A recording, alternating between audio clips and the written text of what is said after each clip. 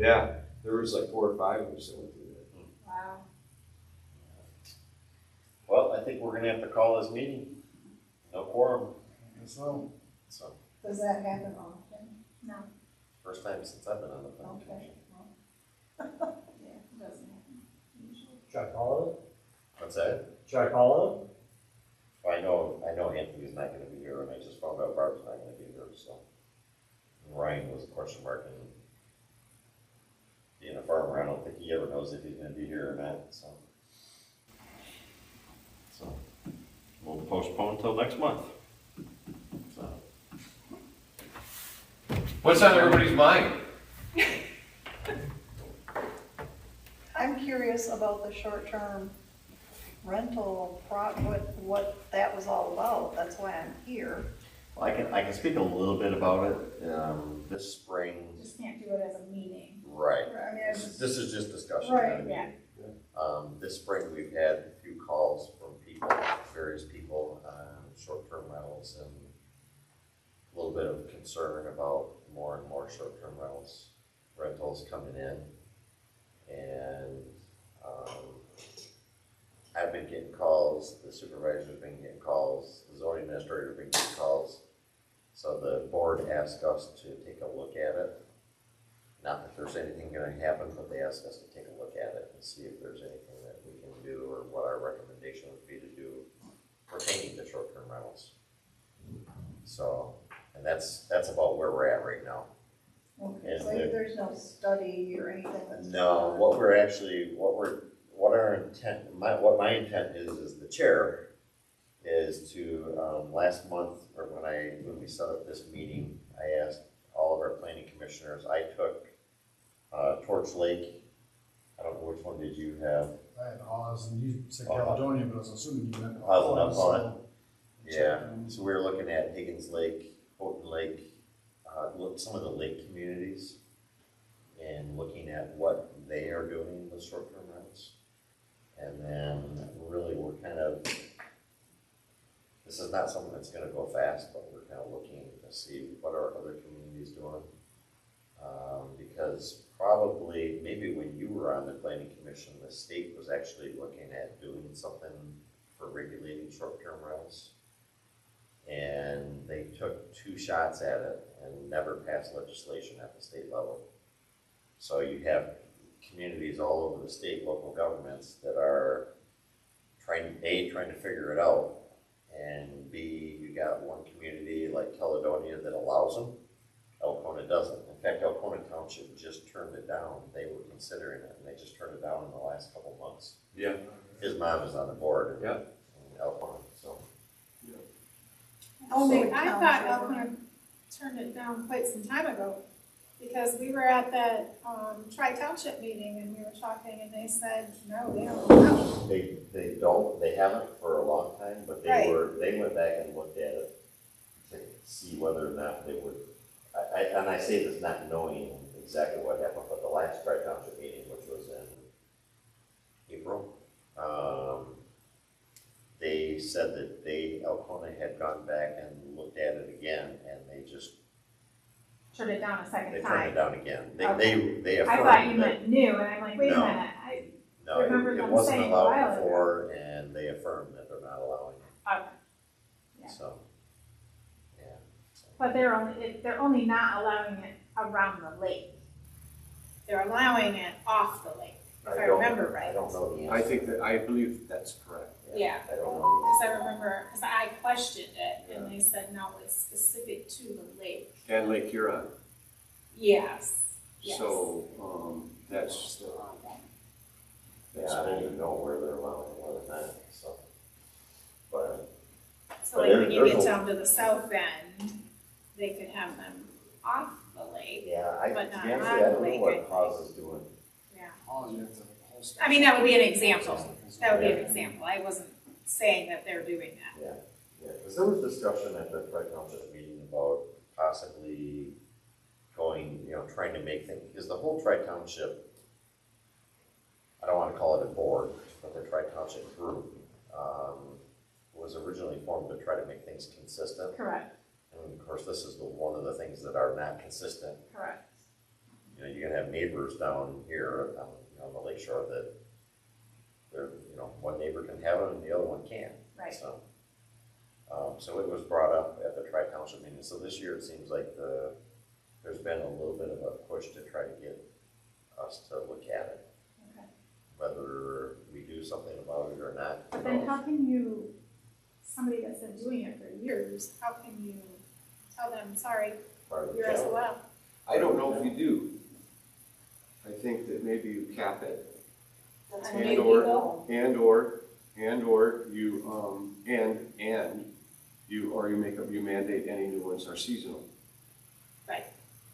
Those are really the two choices. Going forward. Yeah, and you just say that you're gonna make them seasonal. And that changes the dynamics a little bit.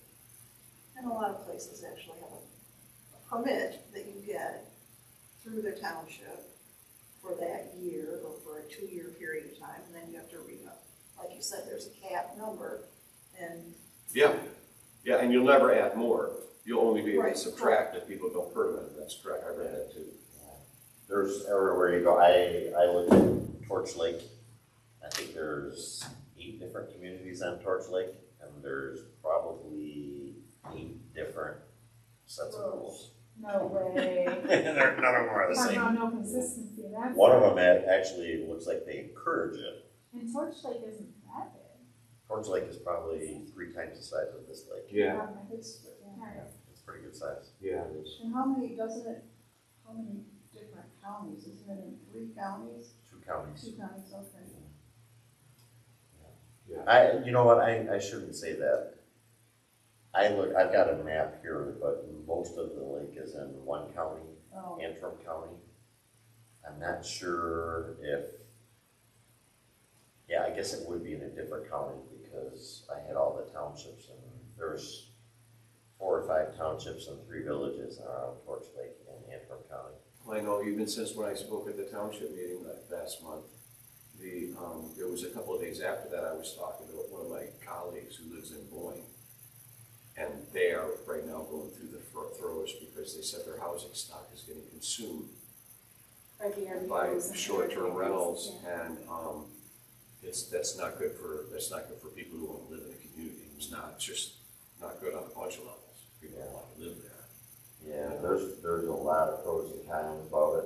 And that's not an easy subject. No. It's not There is, easy. and it's hard because how can you tell somebody they're not allowed to have an income property? Right. And you're Well, forced, no, It's in R1. but So what I'm saying is how and can there's you, a reason that it says commercial and another reason Right, it says residential. right. But it's like somebody that's been doing it. Yeah. How can you turn around and say, sorry, you can't have this rental, which is an income property? You've now got to turn it into a long-term rental or a seasonal rental, or, whatever. Yeah, it's a tough subject. It is. I mean, just a little bit of research I've done on it, and it's horrible. Oh, it's gonna give people belly aches. I know somebody that actually sold his property on the south in Alcona because he bought it with intention of being VRBO and got arrested, so Yeah. he had to change it. So, yeah, it's So it's a tough thing. a heartache. So that's something, I guess what I think at some point in time, I would like to try to hold like a public hearing and try to get as many people here, because I think we're not elected. We come here once a month, and I probably spend the most time because I pronounce a bunch of different stuff. But I think that our elected officials are probably it's gonna be some tough decisions, and maybe it won't be. Alcona made it very easy and they said, no, we're not doing it. Well, it'd be nice to have public input for sure. Yeah, so that'll be coming. Yeah. So. I hope it's You're voter gonna input. get from both sides. That's what I hope. What did you say? It's voter input. Yes. That's what I hope. Yes. Well, I think it has to be property owner. I don't necessarily, just because you don't vote here. No, but I understand that. But from my perspective is, like I'll give you, for instance, what I talked about, it's on public record, I talked about the other night. Where I live, in a 10-house span now, was one short-term rental. Now, the next house that was sold, immediately went to short-term rental. Next door neighbor, this is 3 in a row. Next door neighbor is putting his into a rental program. 2 doors down, you're gonna put it into a rental program. And then the Jacobs house, a couple doors down from that, just went into a short-term rental program. Out of 10 houses, 5 of them are gonna be short-term rentals.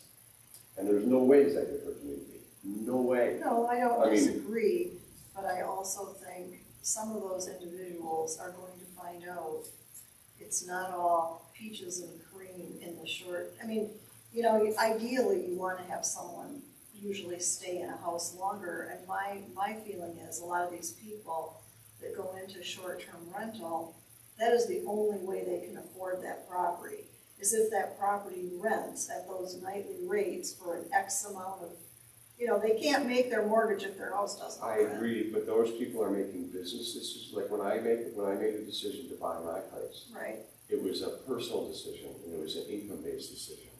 It wasn't a business plan. And those are 2 completely separate ideas.